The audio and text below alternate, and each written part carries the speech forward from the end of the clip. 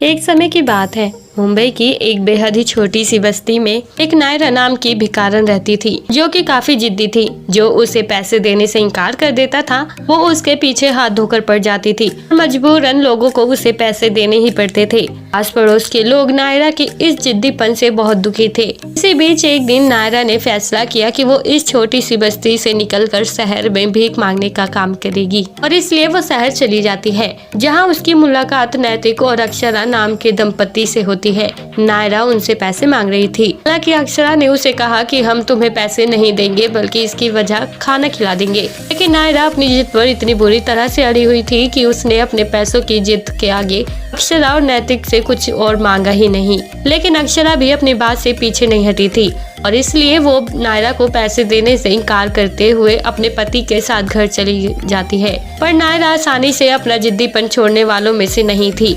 उसने अक्षरा और नैतिक की कार का पीछा किया और पीछा करते करते उनके घर तक पहुंच गई। लेकिन अक्षरा ने उसे एक बार फिर पैसे देने से इनकार कर दिया था। तभी कुछ समय बाद नायरा चुपके से अक्षरा के घर चली जाती है और नैतिक पर छेड़छाड़ का आरोप लगाती है। तभी वहाँ अक्षरा आती है और नैतिक से कहती है कि क्या हुआ, ये भिखारन घर में कैसे आई। तभी नैतिक कहता है कि मुझे नहीं पता, ये मुझ पर छेड़छाड़ का आरोप लगा रही है। फिर नायरा दोनों से कहती है कि हाँ, मैंने नैतिक पर छेड़छाड़ का आरोप लगाया है, और अगर तुमने मुझे पैसे नहीं दिए तो मैं जोर जोर से चिल्लाऊंगी और तुम्हारा पूरा घर बर्बाद कर दूंगी। यही कहकर नायरा जोर जोर से हंसने लगती है।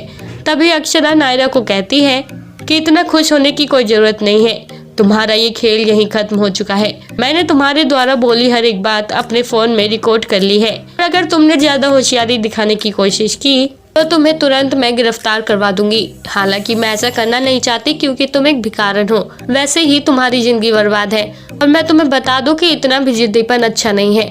अगर तुम जिद की बजाय मेहनत करना सीखो तो तुम्हारी जिंदगी काफी आसान हो सकती है, और तुम भी इज्जत वाली जिंदगी जी सकती हो। तभी नायरा को अपनी गलती का एहसास होता है, और वो नैतिक और अक्षरा से माफी मांगते हुए कहती है, मुझे माफ कर दो। मैंने लालच में आकर तुम दोनों को बर्बाद करने की कोशिश की, लेकिन अब तुमने मेरी आंखें खोल दी हैं। मैं समझ चुकी हूँ कि मेरी जिंदगी मेरे जिद्दीपन से नहीं, बल्कि मेरी मेहनत से ही आसान हो सकती है।